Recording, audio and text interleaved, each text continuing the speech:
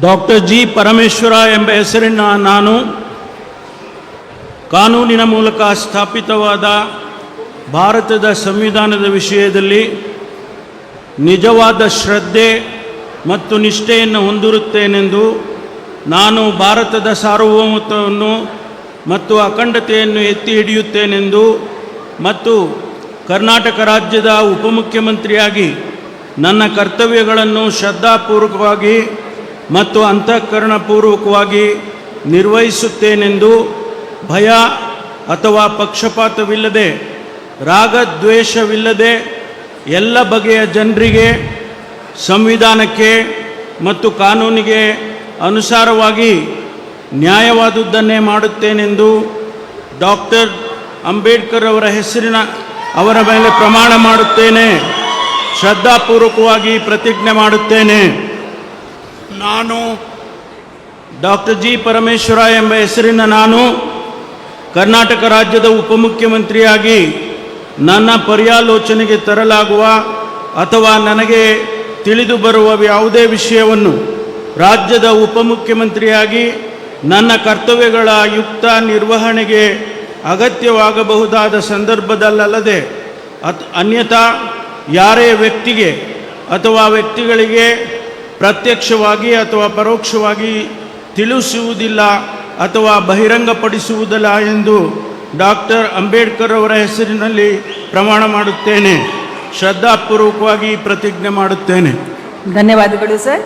ಮಾನ್ಯ ಉಪಮುಖ್ಯಮಂತ್ರಿಗಳು ಈಗ ಪ್ರಮಾಣ ವಚನ ಸಹಿಯನ್ನು ಮಾಡಲಿದ್ದಾರೆ.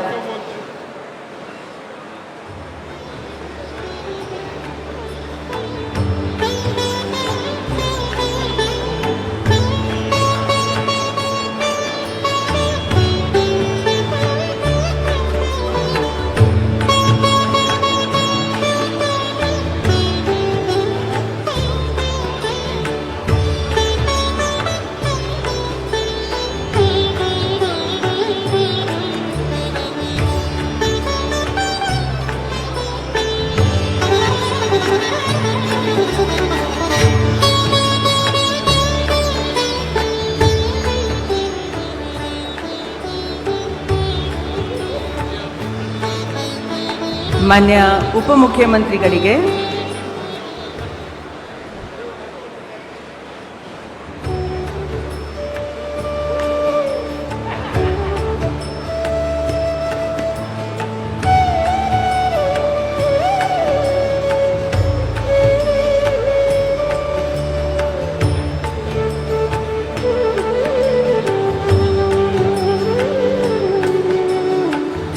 ಮಾನ್ಯ ರಾಜ್ಯಪಾಲರು ಹಾಗೂ ಮಾನ್ಯ ಮುಖ್ಯಮಂತ್ರಿಗಳು ಹೂಗುಚ್ಚೆ ಮೂಲಕ ಮಾನ್ಯ ಉಪಮುಖ್ಯಮಂತ್ರಿಗಳಿಗೆ ಅಭಿನಂದನೆಯನ್ನು ಸಲ್ಲಿಸಿರುತ್ತಾರೆ.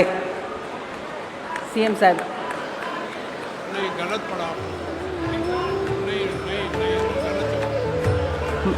ಮಾನ್ಯ ಮುಖ್ಯಮಂತ್ರಿಗಳು ಕೂಡ ಹೂಗುಚ್ಚೆ ಮೂಲಕ ಮಾನ್ಯ ಉಪಮುಖ್ಯಮಂತ್ರಿಗಳಿಗೆ ಅಭಿನಂದನೆಗಳನ್ನು ಸಲ್ಲಿಸುತ್ತಿದ್ದಾರೆ. ಈಗ ಶ್ರೀ KH ಮುನಿಯಪ್ಪ ಅವರನ್ನು ಸಂಪುಟ ದರ್ಜಾ